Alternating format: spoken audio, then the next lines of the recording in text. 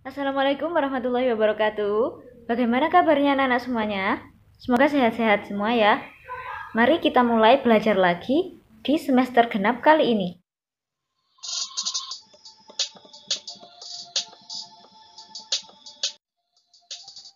Nah, ini kompetensi dasar kita hari ini. Untuk keterampilannya yaitu menyelesaikan masalah. Hari ini kita akan membahas teorema Pythagoras. Nah, sebelumnya pernahkah kalian mendengarkan teorema Pythagoras? Jadi, seperti yang kita tahu, segitiga itu kan ada banyak jenisnya ya. Masih ingat, ada segitiga sama sisi, ada segitiga sama kaki. Nah, terus ada juga segitiga siku-siku. Nah, kalau segitiga siku-siku, jumlah sisi-sisinya ini bisa dicari menggunakan teorema Pythagoras, asalkan diketahui dua sisi. Jadi gini, contohnya misalnya ada kemarin pas kita membahas gradien-gradien, ada tangga,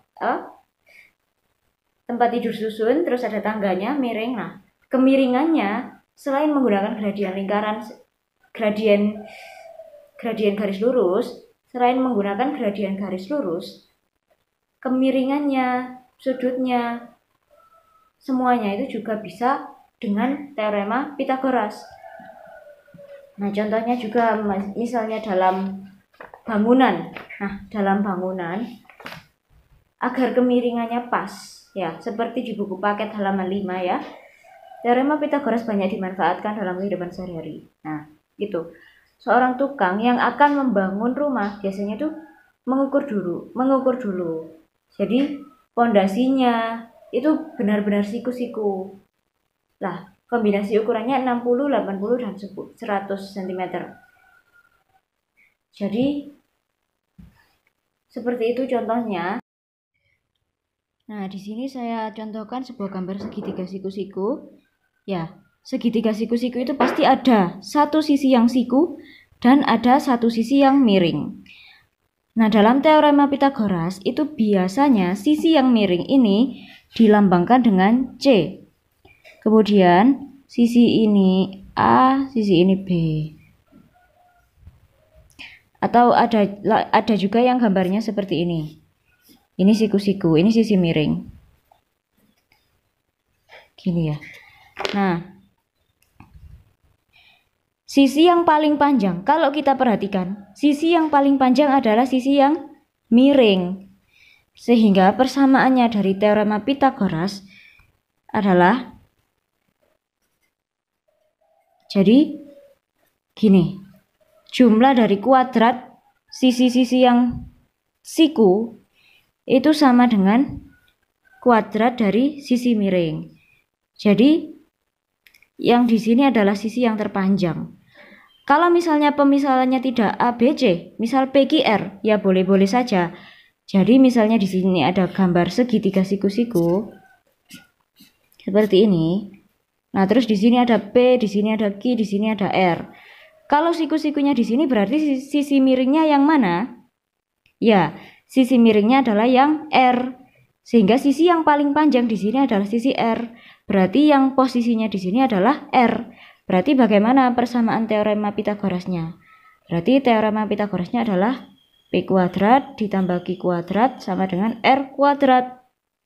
Jadi di sini boleh. Misalnya ditulis seperti ini. Ini A, ini B, ini C. Apakah boleh? Boleh. Yang penting dikasih keterangan. Berarti kalau seperti ini, sisi miringnya adalah yang A. Yang paling panjang berarti yang A. Berarti persamaan teorema Pythagorasnya adalah C kuadrat ditambah B kuadrat ditambah A kuadrat. Tapi yang paling umum digunakan dan paling sering digunakan, yang dijadikan patokan adalah yang ini. Jadi agar lebih mudah dan kita tidak bingung-bingung, maka sisi miringnya ini kita lambangkan dengan C. Asalkan di sini ada ini. Namanya juga segitiga siku-siku, jadi lambang siku-sikunya harus jelas, biar tahu yang mana sisi miring, yang mana yang sisi tegaknya. Seperti itu ya. Nah, sekarang langsung saja ke contoh. Misalnya di sini ada 3, 4. Sisi miringnya berapa? Berarti ini sisi siku, sisi tegaknya di sini. 3 bersiku dengan 4. Sisi miringnya yang ini. Berarti kalau yang dicari adalah sisi miring, cara mencarinya adalah misalnya ini A, ini B, ini C, ya. Berarti A kuadrat ditambah B kuadrat sama dengan C kuadrat.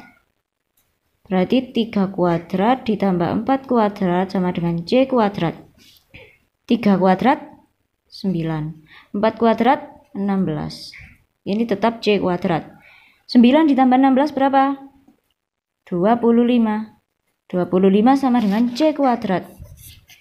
25 sama dengan C kuadrat. C kuadrat adalah C dikali C. Berarti berapa dikali berapa? Hasilnya 25. Ya, betul sekali. Berarti C-nya sama dengan akar dari 25, yaitu 5. Ya, kebalikan dari pangkat kan akar ya.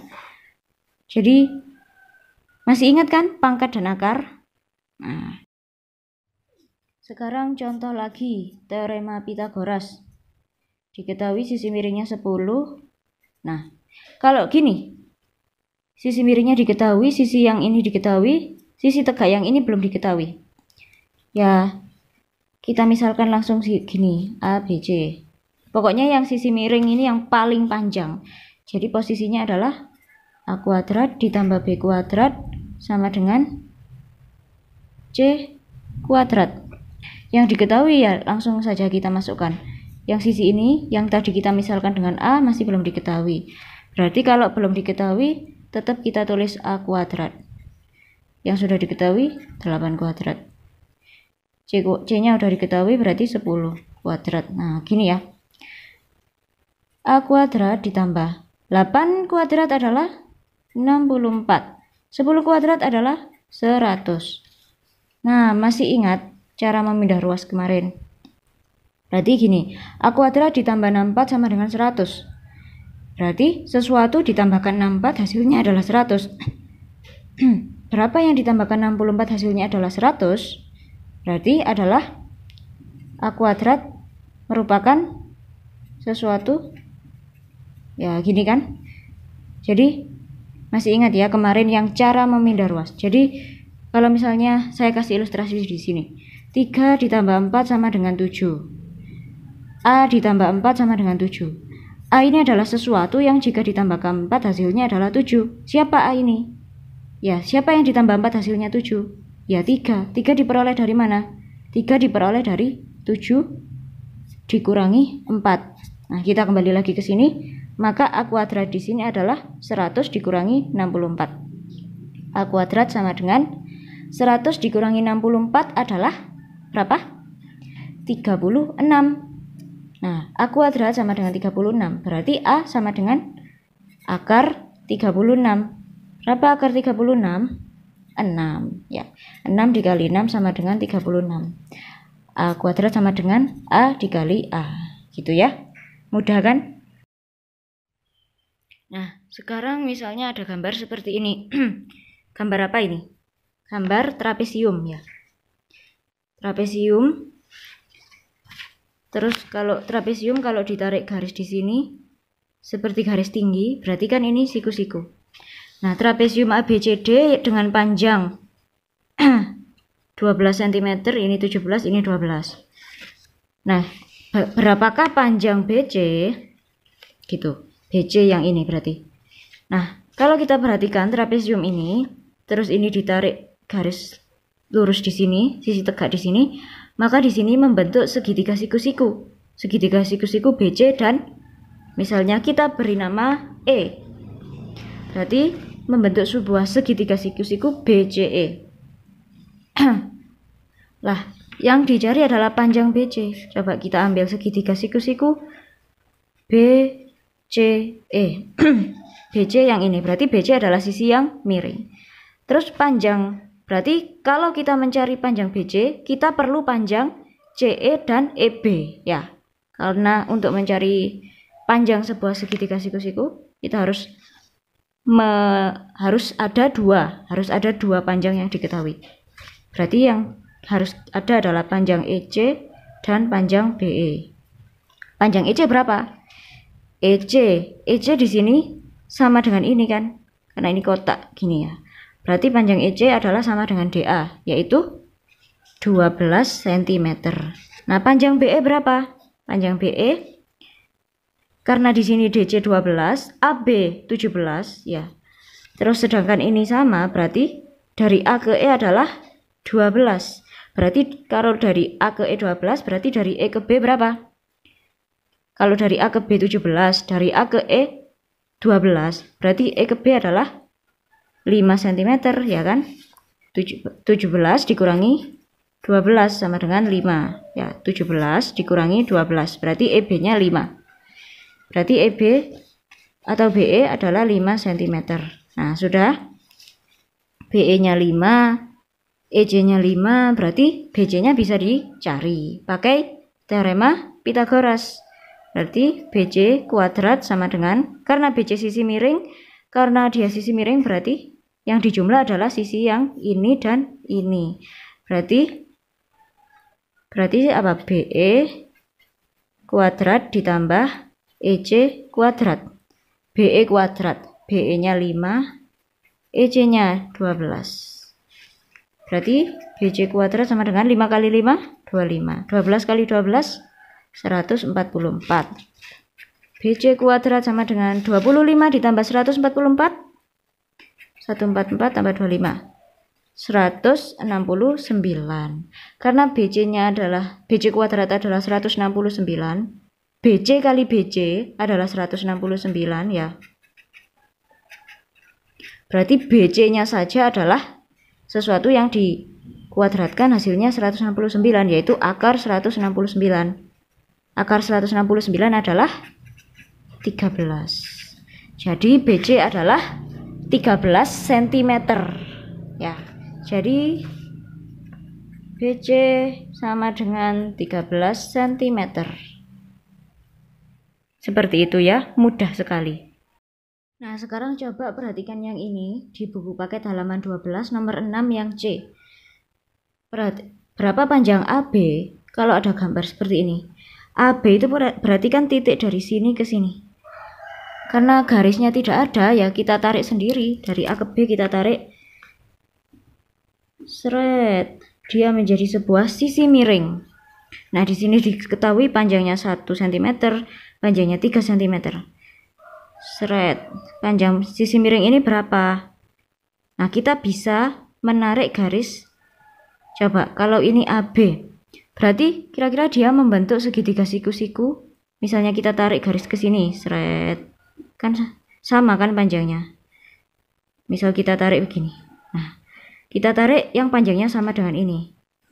Ini panjangnya 3 cm, berarti kita tarik garis di sini yang panjangnya juga 3 cm. Ini cuma garis khayal ya. Cuma garis bantu agar kita bisa menemukan nilai AB sesuai dengan segitiga siku-siku.